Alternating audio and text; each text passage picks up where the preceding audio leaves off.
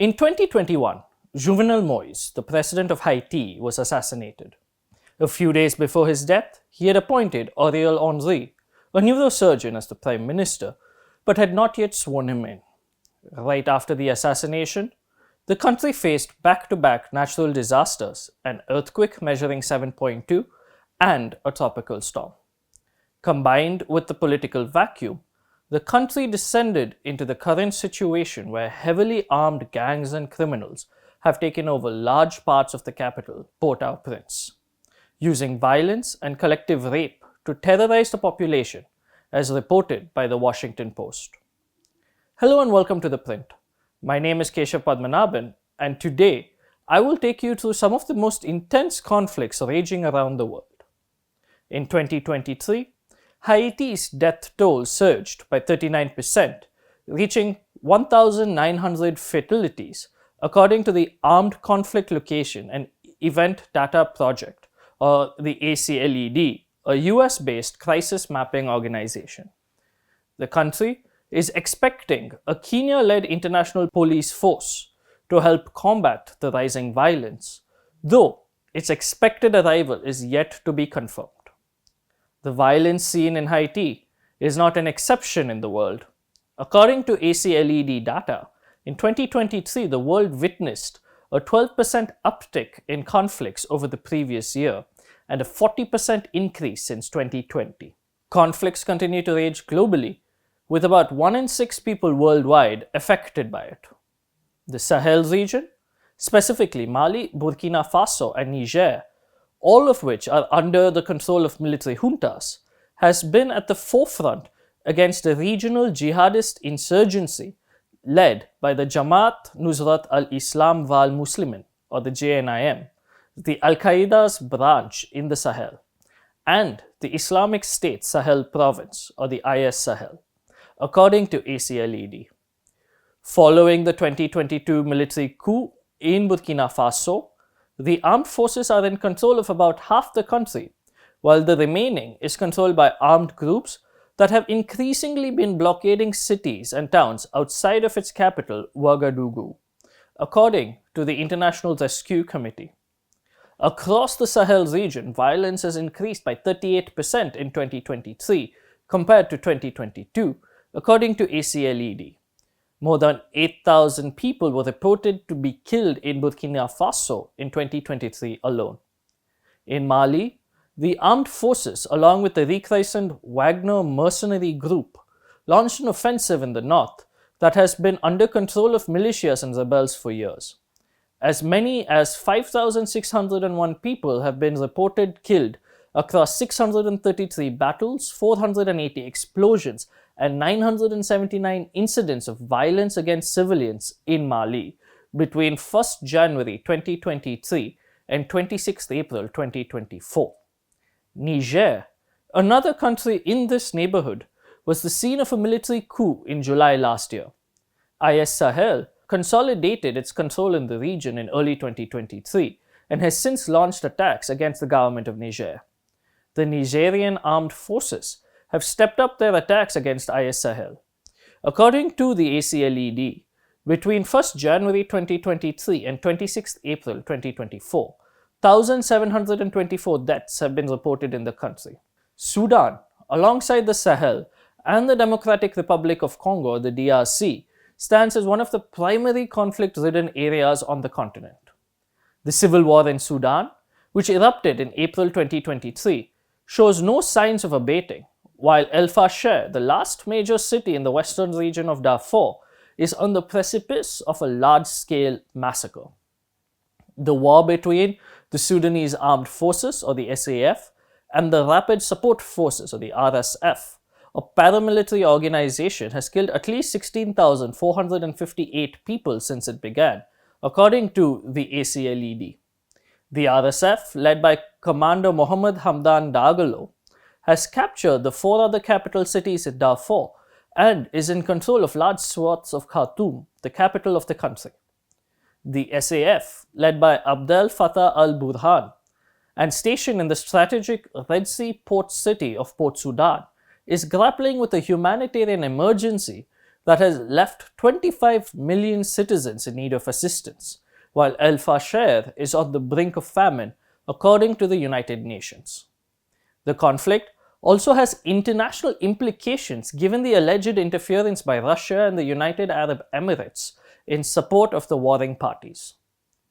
The March 23 movement, or the M23, and the Allied Democratic Forces, or the ADF, have continued to clash with the governmental forces in the eastern regions of the Democratic Republic of Congo. In December 2023, the presidential elections also saw an outbreak of violence across the country. The M23, allegedly backed by Rwanda, has been on the offensive in North Kivu since February 2024, aiming to capture the regional capital of Goma. The armed group is in control of large parts of the province. Apart from the M23, the ADF is also active in the eastern regions of the Democratic Republic of Congo. The ADF is reported to have ties to the Islamic State and has conducted raids in North Kivu and killed civilians, according to media reports. ACLED reports that 5,057 people died in the country between 1st January 2023 and 26th April 2024.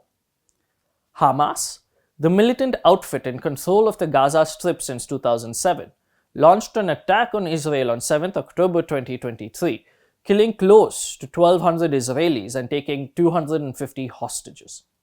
This led to Israel's retaliation, which has been ongoing since.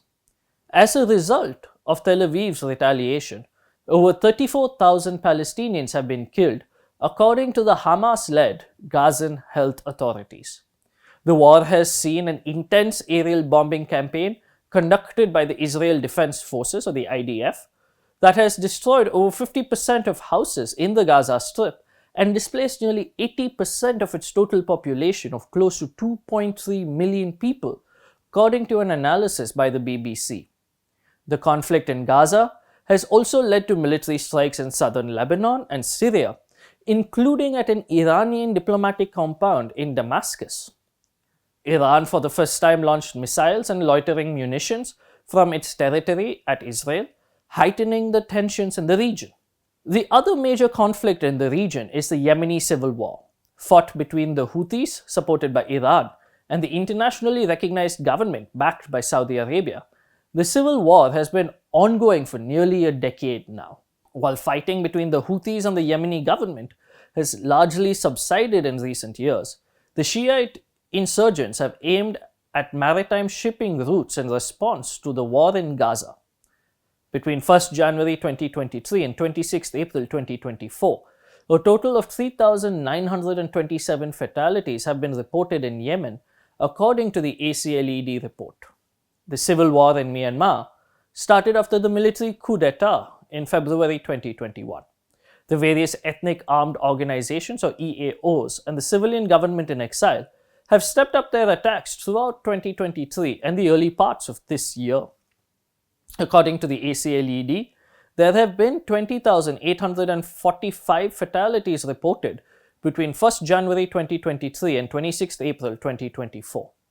In recent weeks, EAOs such as the Chin Brotherhood Alliance and the Karen National Liberation Army, or the KNLA, have made significant gains against the ruling junta, capturing towns such as Kinwe and Mayawadi.